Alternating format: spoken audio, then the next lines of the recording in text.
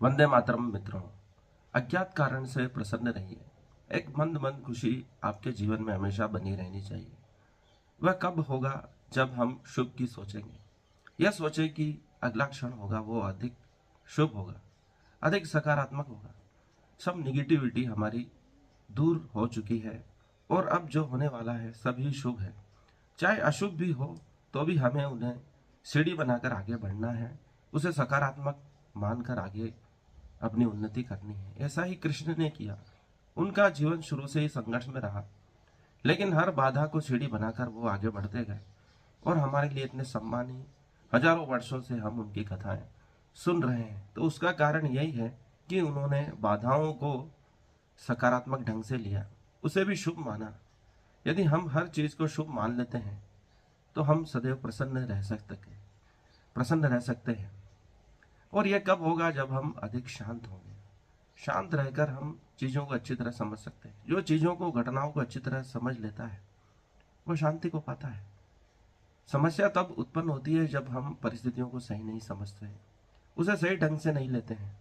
उनके बारे में हमारे जो विचार होते हैं वह पूर्वाग्रहग्रस्त होते हैं। पूर्वाग्रस्त होने से चीजें हमें अच्छी तरह समझ में नहीं आती। उसके पक्ष और विपक्ष दोनों को हमें अच्छी तरह समझने का प्रयास करना चाहिए। पहले ही प्रतिक्रिया नहीं देनी चाहिए। हमें शांत होकर परिस्थिति को देखना चाहिए, स्थितियों को देखना चाहिए, घटनाओं को देखना चाहिए, हर चीज को देखना चाहिए, ताकि हम उसके बारे में सही निर्णय ले सकें। क्योंकि प्रकृति कुछ भी गलत नहीं करती। हमारे साथ अभी अशुभ हो रहा है तो किसी न किसी के साथ शुभ अवश्य हो रहा होगा। इसलिए दोनों घटनाएं एक साथ चलती है। जब दूसरों के साथ शुभ हो रहा है तो हमारे साथ अशुभ कैसे हो सकता है? यह हमारी सोच पर ही निर्भर है। जिसे हम अशुभ मान रहे, हो सकता है परमात्मा ने हमारे लिए उसे शुभ मानकर गढ़ा हो और हम ही उसे गलत मानकर दुखी बैठे हैं। यही क्रम जीवन भर चलता है। हम हमेशा दुखी रहते हैं। किसी को हम स्वर्ग में भी डाल दें, नाली के कीड़े को स्वर्ग में भी डाल दें तो वह नालियां ही ढूंढेगा, वहां नालियां है ही नहीं। इसलिए वह वहां पर भी दुखी रहेगा। इसलिए सोच हमारी अच्छी हो तो हम नर्क को भी स्वर्ग बना सकते हैं, और सोच खराब हो तो हम स्वर्ग को भी नर्क बना देंगे, वहां रहने वाले निवासियों को भी परेशान कर देंगे।